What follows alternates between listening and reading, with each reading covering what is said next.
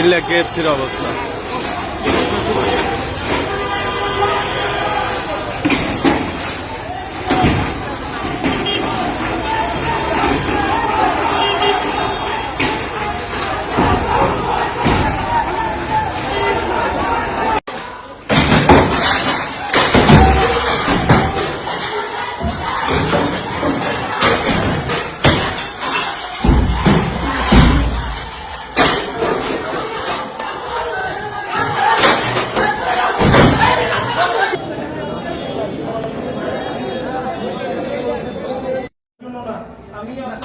আপনি আপনি যেভাবে বলতেছেন আপনার কথাটা হচ্ছে না, ঠিক আছে? আমার